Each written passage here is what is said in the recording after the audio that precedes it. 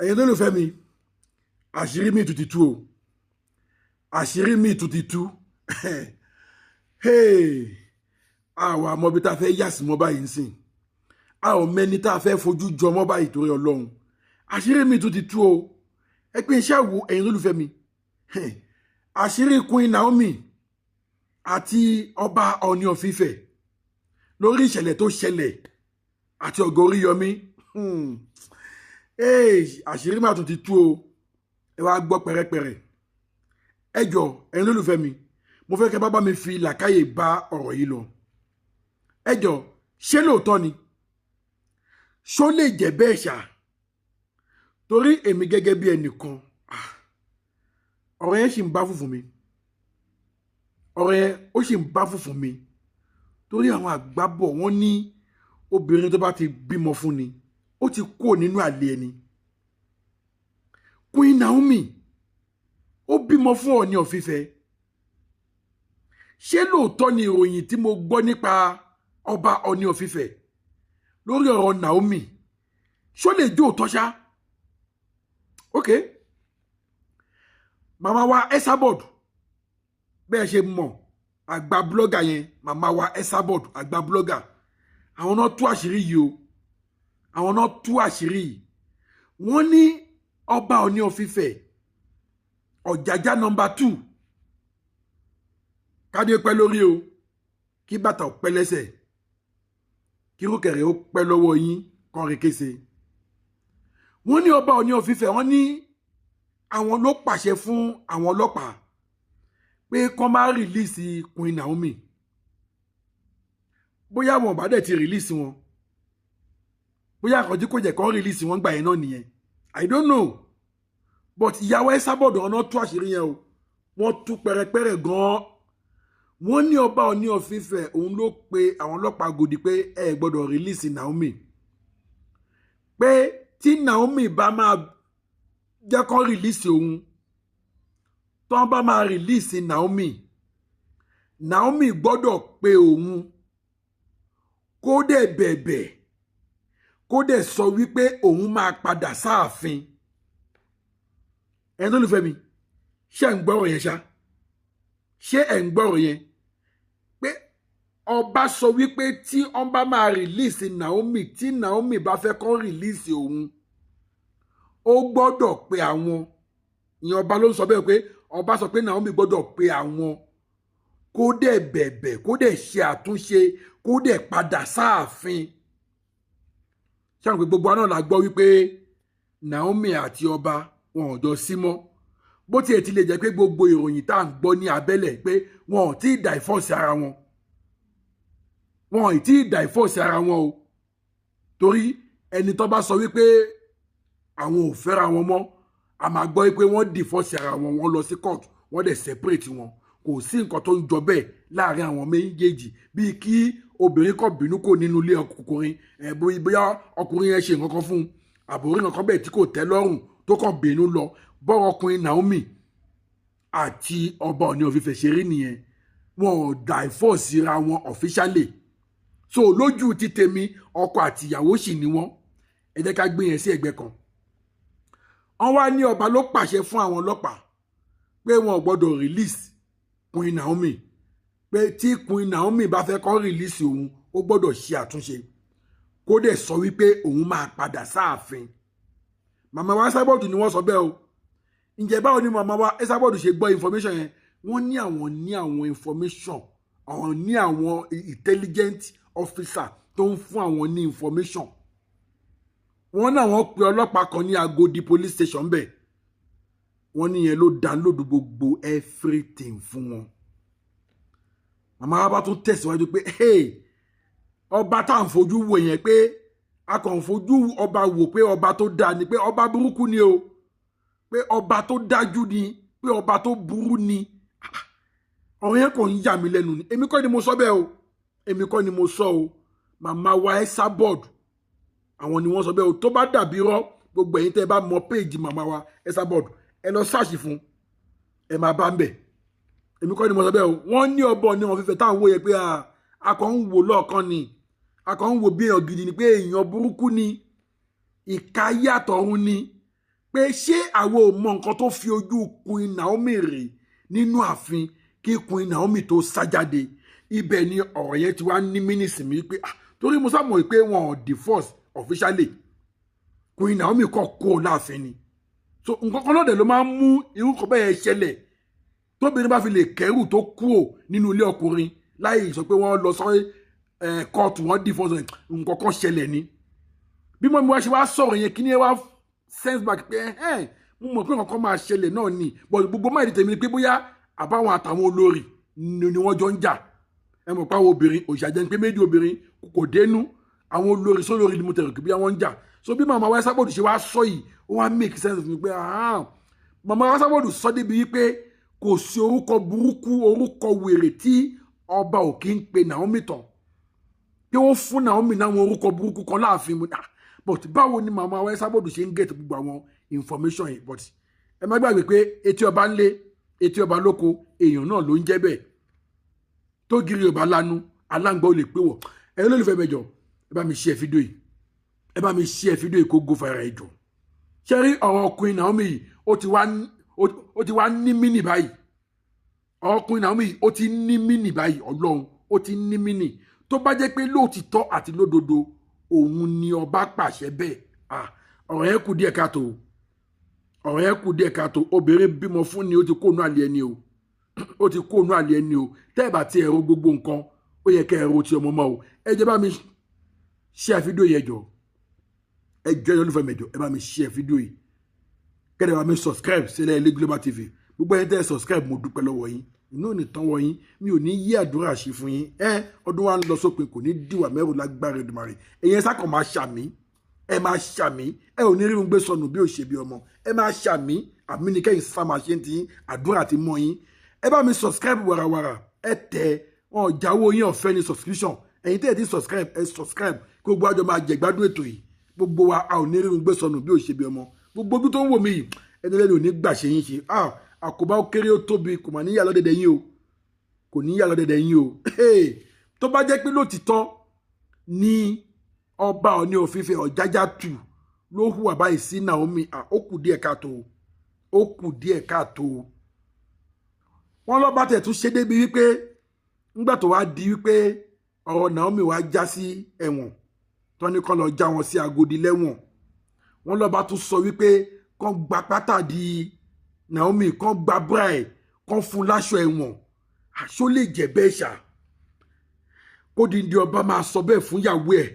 bẹ́ẹ̀ bá ti ẹ̀ fẹ́ra yín mọ́ ṣé à ń jà bíi ti ká kú ni tó bá wá jẹ́ bẹ́ẹ̀ tó bá yẹ pé bẹ́ẹ̀ ni gbogbo ọ̀rọ̀ yìí ṣe rí ẹ̀yin olùfẹ́ mi mo fẹ́ kẹ́ ẹ bá mi fi èrò ọkàn tí yín náà hàn lábẹ́ comment section tó bá jẹ́ pé lóòtítọ́ àti lódodo ni màmá wa Esabod ni wọ́n get gbogbo information yìí right a jẹ́ wípé ọba fúnra rẹ̀ gan ó ti ń wá ọ̀nà tó fẹ́ fi dí pẹ̀lú Queen Naomi nìyẹn dẹ̀ a jẹ́ wípé ìṣẹ̀lẹ̀ tó ṣẹlẹ̀ yìí a jẹ́ wípé ọba náà mọ̀ sí nìyẹn dẹ̀ because tí kò bá jẹ́ bẹ́ẹ̀ alàbọ̀ òun ṣe wá ń di ẹ̀wù báyìí tí gbogbo wa tẹ̀ ń wò pé ọba ti máa gbégbèsè ọba ti máa wá ọ̀nà bí Queen Naomi ṣe máa jáde wọ́n tún ní ọba ló tún rúná sí ọba ló tún jẹ́ kí ọ̀rọ̀ yẹn le tó bí ó ṣe lò yìí but ẹni olùfẹ́ mi láti kí wá tó wá pè é sí àkíyèsí kan àwọn tèmi wọn kò ń ṣe èèyàn kan kò ń ṣe méjì kò ń ṣe mẹ́ta tí wọ́n tún ìntì mi lórí ọ̀rọ̀ yẹn pé no ṣẹ́rí wọ́n kàn fi ti Queen Naomi yẹn wọ́n kàn fi kẹ́wọ́ ni mo níbi tí báwo wọ́n lórí Yomi Amsat gangan ni wọ́n ń target wọ́n lórí Yomi Amsat gangan ni wọ́n ń target ǹjẹ́ ẹ ṣáà wò báwo ló ṣe jẹ́ orí Yomi Amsat ni wọ́n ń target wọ́n ní good wọ́n ní ṣé mi ò mọ̀ wípé àwọn tí orí Yomi Amsat tí wọ́n ń gbà tó ń gbà sílẹ̀ tó ń help ó ti pọ̀ jù pé ó dẹ̀ ń tú àṣírí àwọn èèyàn ẹni olùfẹ́ mi ẹ jọ̀ọ́ ẹ bá mi share fídíò yìí kẹ́ẹ̀dẹ̀ bá mi subscribe share fídíò yìí ó wà most important ẹ jọ̀ọ́ ẹ bá mi share kẹ́ẹ̀dẹ̀ bá mi subscribe wọ́n ní orí Yomi Amsat òun ni wọ́n ń target ǹjẹ́ báwo ni wọ́n ṣe ń target orí Yomi Amsat wọ́n ní ṣé mi ò mọ̀ wípé wọ́n ní ṣé mi ò mọ̀ wípé gbogbo àṣírí tó ń tú yẹn ó ń affect àwọn kan kódà ó ń affect àwọn ìjọba. Wọ́n ní ṣé mi ò mọ̀ pé gbogbo oríyìn tó yẹ kí ìjọba máa gbà Alhaji Oríyọmí Hamzat àwọn ni wọ́n ń gbà. Wọ́n á wò pé ṣé ń gbà tí ó bá yẹ kí ìjọba ṣe nǹkan tí wọn ò bá ṣe ṣé ni tó bá tún ṣe ṣó yẹ kán tún máa tún bàjá ní àbóyẹ kán tún máa tún dìtẹ̀ ni. Àwọn ní ṣé mi ò mọ̀ pé àgídìgbò yẹn tèmi ń wò yẹn ó ti gba gbogbo Ìbàdàn kan pé gbogbo radio station television station ó ti overcome gbogbo wọn. Mo ní ẹ má dẹ̀ tún rí ọ̀rọ̀ yìí sọ lóòótọ́ ó má lè jẹ́ bẹ́ẹ̀ lóòótọ́. Ó tún wá make sense sí mi wípé tẹ́ ẹ bá wo fídíò tí mo release ní àná níbi tí ọ̀gá Oríyọmí ti ṣàwọn ni mo release ẹ̀gbọ́n àbí ìdájí níbi tí ọ̀gá Oríyọmí ti ń sọ wípé tẹ́ ẹ bá mọ nǹkan tí mò ń go through báyìí in fact kò lè yé yín ìhòhò ni mo rìn délé lánàá. Ẹjọ́ àwọn wo ló já ọ̀gá Oríyọmí sí ìhòhò? Àwọn wo náà fẹ́ rin ọ̀gá Oríyọmí ní ìhòhò? Yẹn nínú fídíò yẹn ni mo ti gbọ́ bí tọ́gá Oríyọmí ti sọ. Mo play voice note yẹn fún ẹ̀yin tẹ́ bá wo fídíò tí mo release gbẹ̀yìn yá fídíò tí mo release gbẹ̀yìn ni ibi tí ìyá Queen Naomi tó ti ń sunkún tó ń ké igbe gidi tó ń pa àwọn abiyamọ ayé tó ń pa àwọn abiyamọ ọ̀run tẹ́yìn kọ́ bá wo ibi tí wọ́n ti ń ké ànúgbọ́n ṣe yín yà fídíò tí mo release gbẹ̀yìn ni ẹ̀yin tẹ́ bá ti wò ẹ lọ wò ẹ máa gbọ́ ibi tí ọ̀gá Oríyọmí tó ti ń sọ wípé wọ́n já òun sí ìhòhò. Wọ́n ní tí kò bá sí pé ọpẹ́ àwọn ọlọ́pàá àwọn road safety àtàwọn kan tí wọ́n sáré gáìdì òun tó dẹ̀ ń gba fóònù lọ́wọ́ àwọn tó ń fẹ́ máa rẹ́kọ̀dù òun pé ẹ bá ti rí gbogbo ìhòhò òun lórí social media. Ṣé ẹ̀yin náà ti rí wípé ọ̀rọ̀ yẹn ní nǹkan nú? Ọlọ́pàá amúníjà amúni èwo ló ní bọ́m̀bẹ̀ tẹ́ ẹ bá múyàn ṣebí station náà lè máa mú lọ èwo ní kẹjá sí òhò. Ibẹ̀ mo ti mọ̀ wípé ó lọ́wọ́ kan mí nú. Ṣé rí gbogbo ọ̀rọ̀ yẹn ó jọ gàté kò jọ gàté ó ti wá fẹsẹ̀ méjèèjì tèrò báyìí. Bóyá wọ́n ti wò wípé tó bá fi lè rìlíìsì Queen Naomi kò sí bọ́n ṣe ní rìlíìsì Oríyọmí àbí wọ́n pé tó bá rìlíìsì Oríyọmí kò sí bọ́n ṣe ní rìlíìsì Queen Naomi. Ẹjọ́ ta ni wọ́n wá ń tájẹ̀tì gangan lórí issue yìí? Ẹ lólùfẹ́ mi ẹjọ́ ẹ bá mi fi èrò ọkàn yẹn hàn lábẹ́ comment section. Àwọn kan ní ọba ló ń dì pẹ̀lú Queen Naomi. Àwọn kan nítorí Oríyọmí Hamzat gangan ni wọ́n ṣe arrest Queen Naomi náà pé Oríyọmí gangan ni wọ́n fẹ́ dì pẹ̀lú. Ẹni ẹ tún wá fún mi náwọn àkíyèsí kan mo dẹ̀ fẹ́ kí ẹ̀yin lólùfẹ́ mi náà kẹ́ ẹ pay attention sí tó bá máa di ìgbà yẹn. Wọ́n ní tó bá máa fi release Hamzat Oríyọmí wọ́n ní with condition ni. Wọ́n ní if care is not take wọ́n ní àgídìgbò yẹn wọ́n lálẹ́ má gbọ́mọ́. Mo fẹ́ kẹ́yìn èèyàn kẹ́ take note. Bó sápẹ́ bó bá yá wọ́n máa release wọn náà níṣà. Ọlọ́run ò ní jẹ́ kán dá ẹjọ́ kú fún wọn. Ọlọ́run ò ní jẹ́ kán dá ẹ̀wọ̀n fún wọn torí according to ẹ̀sùn tó fi kàn wọ́n ẹ̀sùn apànìyàn òun ni wọ́n fi kàn wọ́n. Ẹ dẹ̀ mọ̀ gẹ́gẹ́ bí òfin Nàìjà wọ́n lè lẹ́ni tó bá ti pààyàn wọ́n máa pa ni àbẹ̀ni tó bá ti ká ẹjọ́ apààyàn sílẹ̀ ẹsẹ̀ wọ́n lè ní life imprisonment. Ọlọ́run jẹ́ kí irú ẹ̀ tọ́ sí wọn. Bọ̀ tán bá wá padà release wọn gẹ́gẹ́ bí a ṣe ń sọ tán bá padà release wọn ẹ jẹ́ ká pay attention lórí àgídìgbò yẹn bóyá ó máa exist àbí kò ní exist. Ṣé gbogbo nǹkan tó ń ṣẹlẹ̀ yìí èmi ò tí ì gbàgbọ́ o. Ṣé ọ̀gá Oríyọmí ṣe politics ni? I don't know. Sínú politics kí ló dé tó fi wá fẹ́ da ojú iléeṣẹ́ wọn bolẹ̀ látàrí pé wọ́n help àwọn èèyàn. Torí pé kí ni tí ẹ bá wo fídíò tí mo release ṣìkejì before kí n tó release the last one. Ẹ wo bí tí àwọn abiyamọ tí àwọn kí mo sọ mo ní mi ò mọ bí tó lọ face mo tún gbọ́ pé wọ́n fẹ́ lọ sí ààfin náà bí wọ́n ti wá lọ sáàfin yẹn I don't know àwọn abiyamọ tó ń sunkún tó ń ṣépè tó ń bẹ̀bẹ̀ èyí tó ń ṣépè èyí tó ń bẹ̀bẹ̀ ẹ release Oríyọmí o ẹ release Queen Naomi àánú náà fẹ́ ṣe o àánú náà ṣe bá abiyamọ náà làwọn yẹn náà táàbà sọ pé torí pé wọn kì í ṣe abiyamọ torí pé àwọn ọmọ kan kú wọn kí ẹ̀ fún wọn no abiyamọ làwọn náà but wọ́n rí wípé àwọn ẹni yìí kò sẹ́bi lọ́wọ́ wọn oore ni wọ́n fẹ́ ṣe tó ń sunkún gidigidi gan ẹni olùfẹ́ mi ọ̀rọ̀ yìí sì ń bá fún mi o ọ̀rọ̀ yìí ó le ju bá a ṣe ń wò lọ o ó le ju bá a ṣe ń wò lọ Ọlọ́run ó le ju bá a ṣe ń wò lọ because tọ́ bá lè sọ wípé odindi ọba ó pàṣẹ pé wọn ò gbọdọ̀ rìlíìsì ìyàwó òun kódà títí ó fi dẹ́wọ̀n ó ní kó tún gba bra lára ẹ̀ kó gba pátá lára ẹ̀ kó kó aṣẹ ẹ̀wọ̀n sí lọ́rùn kí ni ò bá lè tó yẹn kí ni olórí ò bá ṣe fọ́ba tó bẹ́ẹ̀ yẹn kí ni olórí ò bá ṣe fọ́ba tó bẹ́ẹ̀ yẹn wọ́n dẹ̀ tún nítorí Oríyọmí Hamzat ló jẹ́ kán tún ẹni ló fẹ́ mi ẹ jọ ẹ̀yin náà fi èrò ọkàn yẹn hàn lábẹ́ comment section ṣó lè jẹ́ bẹ́ẹ̀ ṣá lóòótọ́ ṣó lè jẹ́ bẹ́ẹ̀ ṣá àṣírí tí mo gbọ́ nìyẹn o tí mo tún ní kí n wá fi tó yín létí o ṣé àwọn pé mi náà ni mo promise yín mo ní gbogbo information tí n bá ti ń gbọ́ mi ní fi dá yín lágara òun náà mo ti mú wa fún yín báyẹn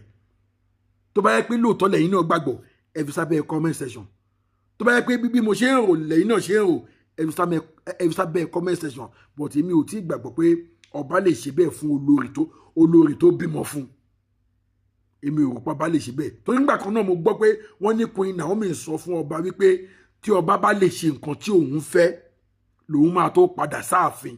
but tí ọba ti lè ṣe nǹkan tóun fẹ́ òun ò ní padà sáàfin mo ti gbọ́ ọ̀rọ̀ yẹn náà sẹ́yìn but mo wò pé no ọ̀rọ̀ ọkọ àtìyàwó nìyẹn but níbi tọ́rọ̀ gbé wá dé yìí mo bóyá à ń ṣẹlẹ̀ mọ́ báyìí o ẹni olùfẹ́ mi a ò ní rí jù báyìí lọ lórí ọ̀rọ̀ Queen Naomi àtọ̀gá Oríyọmí fasos Ọọ̀ni of Ifẹ̀ Ọ̀jájá tù lórí àṣírí tí màmá wa Esabod tó tú a ò ní rí jù báyìí lọ ẹ bá mi share fídíò yìí kẹ́lẹ́ bá mi subscribe sí Ẹlẹ́yẹlé Global TV gbogbo ẹni tẹ́ subscribe mo dúpẹ́ lọ́wọ́ yín gbogbo ẹni tẹ́ ti subscribe what are you waiting for ẹ subscribe ọ̀fẹ́ ni subscription wọ́n jáwó lọ́wọ́ yín ẹ ò ní rí gbé sọnù bí òṣèbí ọmọ ọdún tó ń bọ̀ yìí ọdún ayọ̀ ló máa jẹ́ fún wa a ti ṣe kérésìmesì kọjá ó ti bá wa láyé ó ti bá wa láyé ṣe rí new year tó ń bọ̀ yìí náà á bá wa nínú gbádùn nínú ọlá ńlá nínú ìdẹ̀ra nínú ìfọ̀kànbalẹ̀ lágbára Èdùmàrè òun la máa fi ṣe ẹ bá mi subscribe mo tún padà bọ̀ ire o.